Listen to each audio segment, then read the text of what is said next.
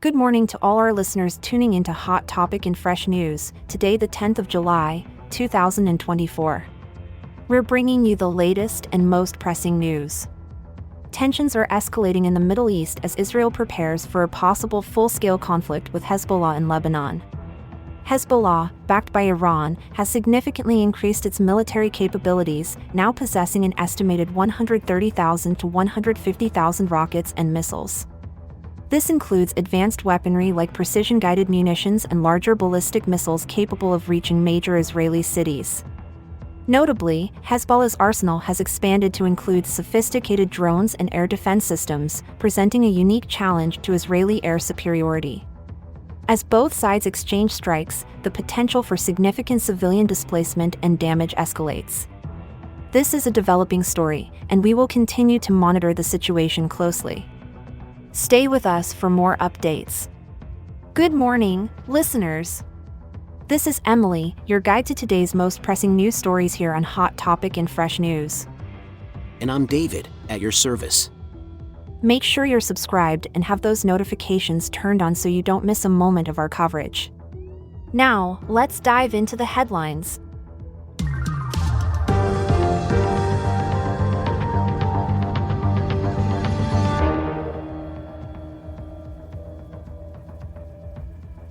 Can you elaborate on the scale of Hezbollah's arsenal and its potential impact on Israel's defense systems?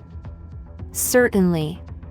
Hezbollah reportedly has between 130,000 and 150,000 rockets and missiles. That's more than 4 times the arsenal of Hamas before the Gaza war. With such a massive quantity, including lower-grade, unguided munitions, Hezbollah could potentially overwhelm Israel's aerial defenses, particularly if these weapons are launched in large numbers. And what about the more advanced weaponry? How does that change the dynamics of this conflict? Hezbollah has also acquired precision munitions, which pose a significant threat due to their accuracy. These weapons allow Hezbollah to target key Israeli infrastructure and population centers more effectively, raising the stakes of the conflict considerably. Has the continuous conflict resulted in significant damage or civilian casualties? Yes, the conflict has been devastating. Israeli strikes have reportedly killed at least 94 civilians and over 300 Hezbollah fighters in Lebanon. On the Israeli side, attacks have killed 18 soldiers and 12 civilians, with extensive property damage including hundreds of homes and vast tracts of land scorched by fires. With Hezbollah's capabilities seemingly extensive, how are they sourcing their arsenal? Hezbollah has historically received significant support from Iran, which includes large shipments of rockets and drones. More recently, they've begun producing their own weapons, enhancing their self-reliance and capability to sustain prolonged conflict.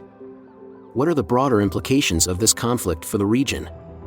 This conflict threatens to destabilize not just Lebanon and Israel but could potentially draw in larger regional players due to the involvement of Iran and the strategic interests of other nations in the Middle East. This could escalate into a much larger and more complex geopolitical crisis. Given all this, what's the outlook for a resolution? The outlook remains grim. With both sides showing readiness to escalate their military engagement and the significant capabilities of Hezbollah, a quick resolution seems unlikely. Diplomatic efforts, if not intensified, might be overshadowed by military actions. Let's keep a close watch on how this situation unfolds. Thank you for the insights. Absolutely, it's critical to stay informed on these developments. Right, for those just tuning in, we've been delving into the intensifying conflict between Israel and Hezbollah. We've covered Hezbollah's significant arsenal, which includes anywhere from 130,000 to 150,000 rockets and missiles, and their capability to produce their own weapons. The ongoing strikes have resulted in substantial casualties and damage on both sides of the border. It's a critical situation, indeed. The scale of this conflict and the potential for further escalation make it a pivotal moment for the region. Yes, and with Hezbollah's advanced weaponry, including precision munitions, they pose a severe threat to key Israeli targets.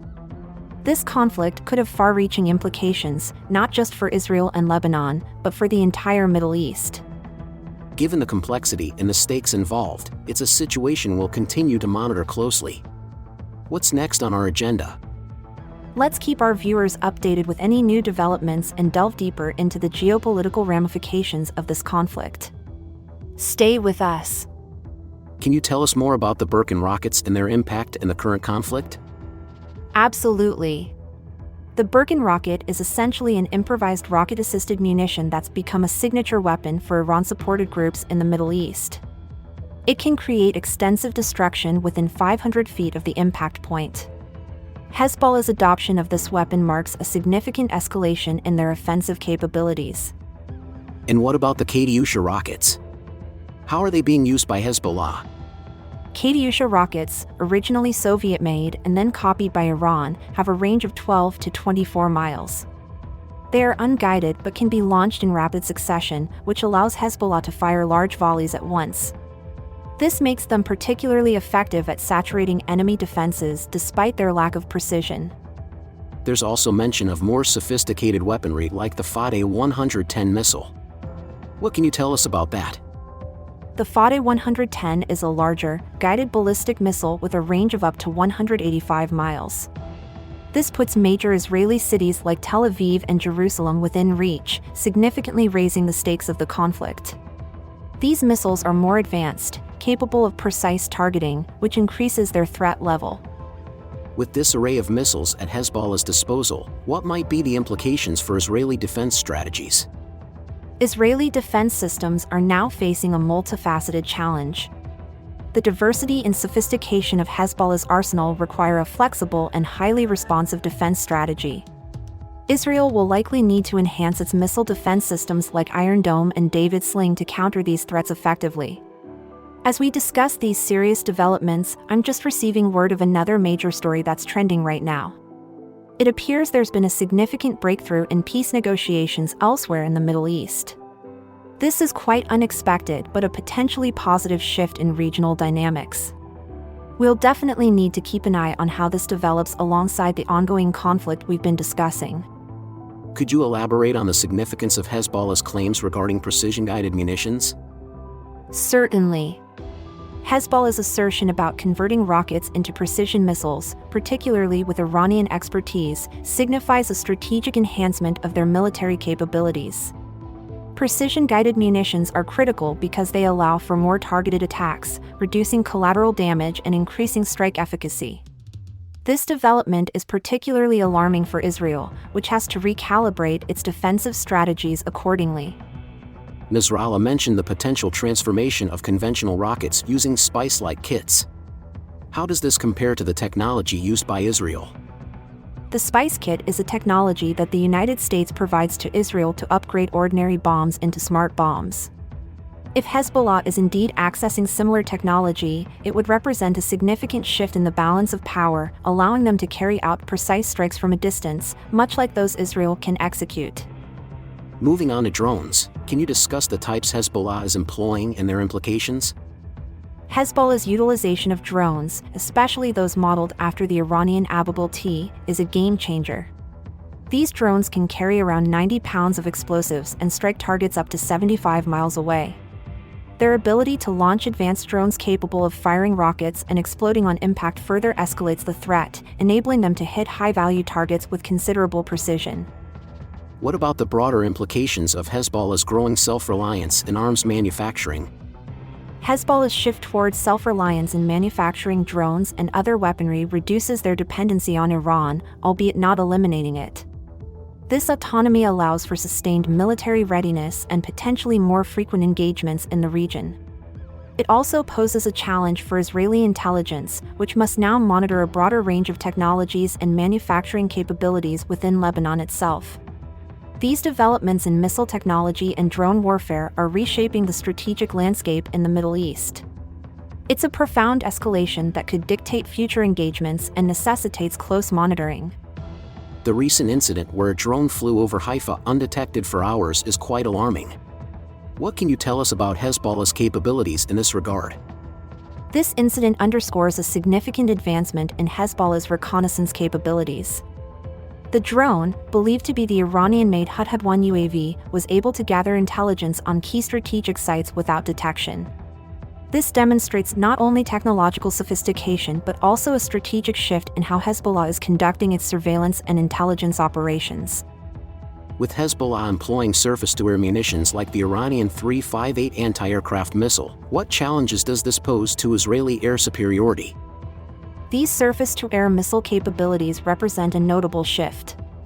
Previously, non-state actors like Hezbollah did not possess such sophisticated air defense systems. By using these systems to successfully challenge Israeli drones and even fighter jets, Hezbollah is effectively altering the dynamics of regional military power. This could significantly challenge Israel's ability to operate freely in Lebanese airspace without facing serious threats. There's also been a significant increase in the volume of rockets and drones used in recent attacks. Can you elaborate on the strategy behind these saturation attacks? Absolutely. The strategy of firing large barrages, like the 150 rockets and 30 drones in early June, aims to overwhelm Israel's Iron Dome system. This tactic of saturation can exploit the limits of missile defense systems, which can only intercept a finite number of targets at once. As such, it raises serious questions about the sustainability and effectiveness of these defensive measures during prolonged or intensified conflict scenarios.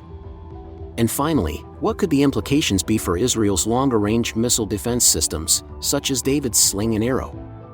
The effectiveness of these systems against sophisticated missile attacks, like those from Fateh ballistic missiles, is critical.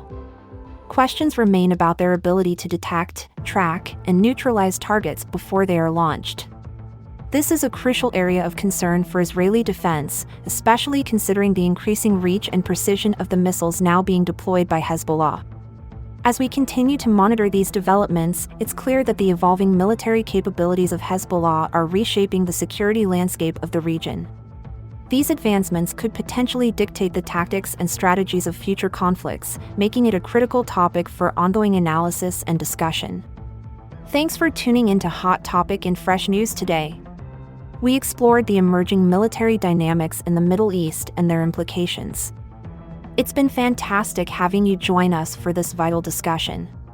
Please make sure to subscribe and activate those notifications so you never miss out on our analyses. We appreciate every share, comment, and like. It truly supports our work and keeps these conversations going. And hey, we're just getting warmed up. Keep us on your radar and join us daily for your dose of insight with a twist. There's always something intriguing up our sleeves, and we love keeping you both informed and entertained. So don't be a stranger. We're incredibly grateful for your attention and participation.